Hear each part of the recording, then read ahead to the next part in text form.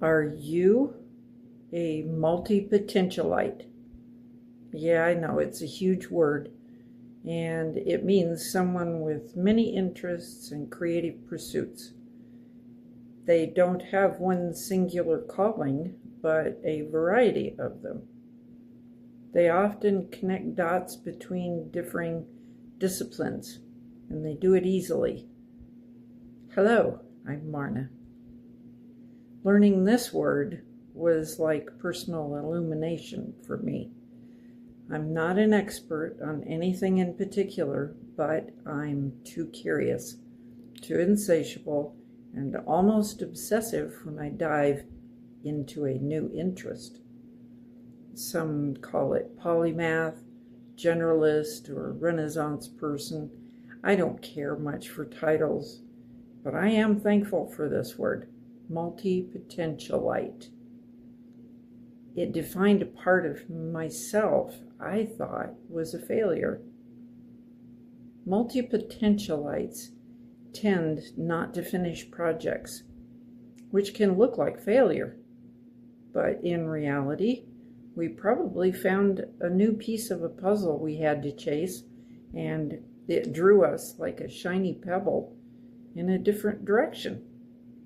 That seems to some people a little unstable because we generally don't stick to one career. We end up with a life full of different careers. I spent my whole life thinking that if I could have just chosen one thing I loved doing above all others, then I could have been very successful. Instead, I always had more than one thing I loved doing. But now I can look back and I'm very pleased because of the adventures I took. I learned about many different topics, maybe not becoming an expert in any of them, but I was good at what I did, and I enjoyed it. I'm not much drawn to experts anyway. They get rather boring sometimes, and a lot of them haven't been exactly straightforward and honest about things in the last few years. So I end up walking away from their chatter and making my own halfway educated guess about my decisions. And honestly, I've never been ashamed of one. My decisions, I mean. That doesn't mean I don't recommend education. Not at all. I loved school, and I would have made a great permanent student, studying one thing after another after another. I would have been as happy as could be. So, when I discovered this word, I started off the day pursuing a research goal, and then I got sidetracked by a random podcast that introduced me to this word, and now here I am, creating an episode because of this word. For instance, I hate to admit it, but how many tabs I might have open on my browser by the end of the day. I will admit it's hard to close them though, because I'm not finished learning whatever it was I was chasing. And closing those tabs is like closing the door to opportunities I may not finish. But there's a good chance I'll end up on another fascinating topic. I don't believe we stop learning when we get to eternity either. You know, once we're gone. Because if we stop learning, well, that would just feel like hell to me. Maybe you know what I mean, because maybe you're a little like that too. Anyway, creating a podcast was a perfect thing for me, a place where I could share some of the nuggets I find, where I'm free to chase anything I want because I don't have a specific platform like politics or religion or creativity or psychology or whatever. I like them all. It'll be interesting to see where we go together this next year. Back to multipotentialite. It isn't a word I would normally just drop into a conversation because it's such a mouthful. And it would be rare to find someone who knew what it meant. But it would certainly be a conversation starter with someone who was drawn to curiosities like me. So, I think it's a word worth remembering. Another problem with a word like this is that if I don't use it, my brain will eventually drop it so far back in storage that I'll forget it. But I don't care. It was worth finding and knowing because it changed my perception of my nature for the better. And that feels good. I'm not a failure. I'm an adventure seeker. You know, if you found a word that changed your perception of yourself, I'd really like to hear about it. Share it with me in the comments.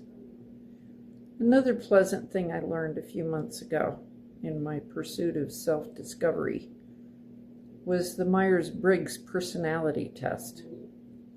It opened a door that helped a lot after my husband passed, because most people don't know how much that event changes every little thing in your life, even everyday habits and routines. Maybe you've discovered that yourself. Anyway, we usually have a neat little bundle of descriptions for ourselves, and then we face an event that uncovers how lost we are. We find that we know hardly the tiniest part of who we are. It's pretty surprising, and not at all in a bad way like we think it will be. Finding out about my own psyche reminded me of opening a treasure chest and studying each piece one at a time, discovering how packed full of information each one is. We are so much more fascinating than that little bundle of identity we've been packing around telling people we are. I took another test too, one called the Big Five, and it's equally enlightening. I discovered traits I thought were huge faults, and they were only bad because I wasn't seeing the whole picture. And when I looked deeper and saw the details, it was actually an asset, a gift even. If I'd only known the full story, what more could I have accomplished? Seeing traits as flaws drastically limits us. We clamp down and reject that part of ourselves, prevent it from operating. And now that I know what it truly entails, I can actually use it and let it work for my benefit. Even use it eagerly, with a sense of self-esteem. These things are like great misunderstandings we have of ourselves, and sometimes we carry them through our whole lives. So every time I've unwrapped a fault and found out about its whole nature, I've grown. And suddenly I'm stronger than I knew, more capable than I ever thought. And it's not like a skill I had to acquire. It was there inside me all along. I just needed to open up my own self-judgment and look. The word multipotentialite was like that. It described a part of me I'd always thought was a personal defect, and suddenly transformed it into a special gift. My life was suddenly an adventure, not a failure. Jordan Peterson also has a test. It's called Understand Myself. That one's excellent too. I'm not promoting any of them in particular. I simply recommend pursuing this rabbit trail and getting to know yourself better. You'll never regret it. Don't be afraid of what you'll discover about yourself. It isn't uglier than you thought, because honestly, we are the cruelest critics of ourselves. I discovered that I could safely reconstruct my life without destroying 1 ounce of the beauty or the memories my sweetheart and I had made. I hope you run across a word like multipotentialite, a word that truly describes something you never knew about yourself, something amazing you'd always thought was a defect. And now you can shine a little brighter and share yourself without shame. So, join me next week for a new episode, a new adventure, maybe a new word, or a new experience. Thank you for coming today. I'll see you soon.